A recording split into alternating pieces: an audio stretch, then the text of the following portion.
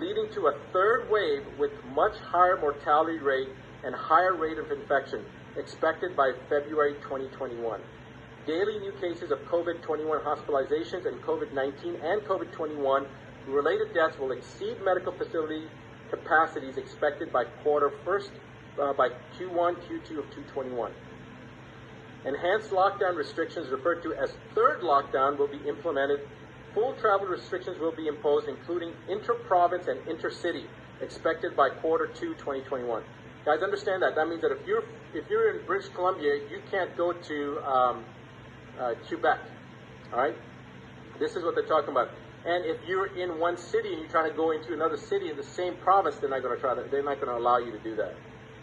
This is in Canada. Of course, they're going to try to roll this out, and I'll get to that point here in a second. All right. Transitioning of individuals into the Universal Basic Income Program, expected mid-Q2 2021. Projected supply chain breakdowns in inventory storage, large economic instability, all expected late Q2 2021. Deployment of military personnel into major metropolitan areas as well as all major roadways to establish travel checkpoints, restrict travel and movement, provide logistical support to the area, expected by Q3 2021. Along with that provided roadmap, the Strategic Planning Committee was asked to design an effective way of transitioning Canadians to meet an unprecedented economic endeavor, one that would change the face of Canada and alter the lives of Canadians. All right, guys, this is where it gets really disturbing, as if it's not already disturbing.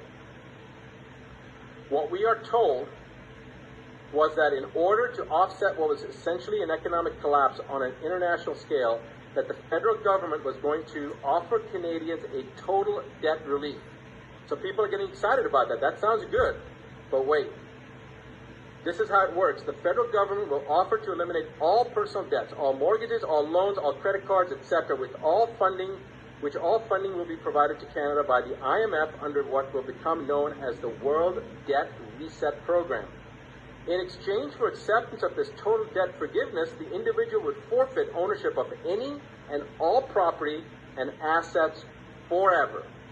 In exchange for acceptance of this total debt forgiveness, the individual would forfeit ownership of any and all property and assets forever.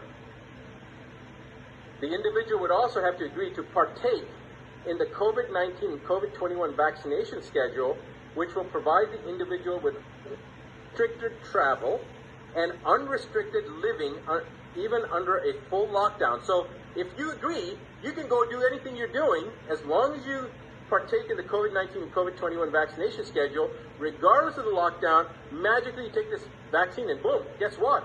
You don't have to social distance, you don't have to wear a mask anymore because you have already gotten your vaccines. All right? So this is unrestricted living even under a full lockdown through the use of a photo identification referred to as Canada's Health Pass. Committee members asked who would become the owner of the forfeited property and assets in that scenario, and what would happen to we were simply told the World Debt Reset Program will handle all of the details. So when they were asked what happens to the property and what happens to the banks, don't worry about it, we're going to take care of it. That's what they were told. All right. And now it gets really, really interesting. Wow. Committee members asked who would become, I read that. Several committee members also questioned what would happen to individuals if they refused to participate in the World Debt Reset Program or the Health Pass or the vaccination schedule. The answer we got was very troubling.